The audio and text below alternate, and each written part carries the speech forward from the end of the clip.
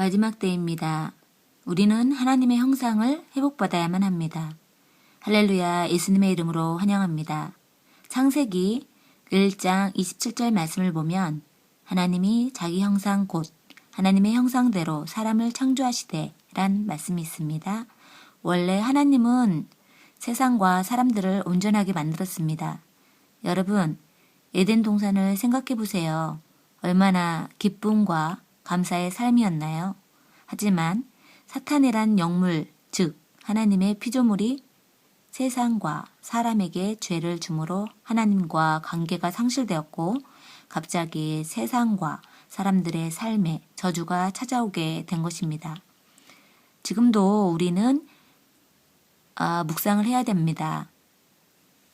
예수님의 은혜를 받아 성령의 사람이라고 하면서 마귀에게 시험을 받아 죄를 행하며 하나님께 또다시 불순종하며 살아가는지 말입니다. 창세기 3장 1절에서 5절 말씀을 보면 여호와 하나님의 지으신 들짐승 중에 뱀이 가장 간교하더라. 뱀이 여자에게 물어 가로되 하나님이 참으로 너희더러 동산 모든 나무의 실과를 먹지 말라 하시더냐? 여자가 뱀에게 말하되 동산 나무의 실과를 우리가 먹을 수 있으나 동산 중앙에 있는 나무의 실과는 하나님의 말씀에 너희는 먹지도 말고 만지지도 말라. 너희가 죽을까 하노라 하셨느니라. 뱀이 여자에게 이르되 너희가 결코 죽지 아니하리라. 너희가 그것을 먹는 날에는 너희 눈이 밝아 하나님과 같이 되어 선악을 알 줄을 하나님이 아심이니라 라고 말씀하십니다. 신앙인이여, 우리는 분명히 이 문제를 알아야 합니다. 하지만 세상에 어떤 누구도 공자, 맹자, 석가모니, 모하메드, 아브라함, 모세, 다윗, 마리아, 베드로, 바울, 요한 등 모든 사람으로도 이 문제를 해결할 수가 없음을 인정해야 합니다. 세상에는 의인이 한 명도 없기 때문이죠. 로마서 3장 10절 말씀을 보면 기록한 바 의인은 없나니 하나도 없으며 세상과 사람들이 어떤 것으로도 회복받을 길이 없단 말입니다. 그래서 하나님의 아들이며 구세주인 예수님께서 성육신을 입으시고 이 땅에 오신 것입니다. 요한복음 1장 14절 말씀에 하나님 말씀이 육신이 되어 우리 가운데 거하심에 우리가 그 영광을 보니 아버지의 독생자의 영광이요 은혜와 진리가 충만하더라 란 말씀이 있습니다. 오셔서 십자가에서 이 모든 세상과 죄를 없이 하시고 용서하시고 모든 저주를 풀어주셨습니다.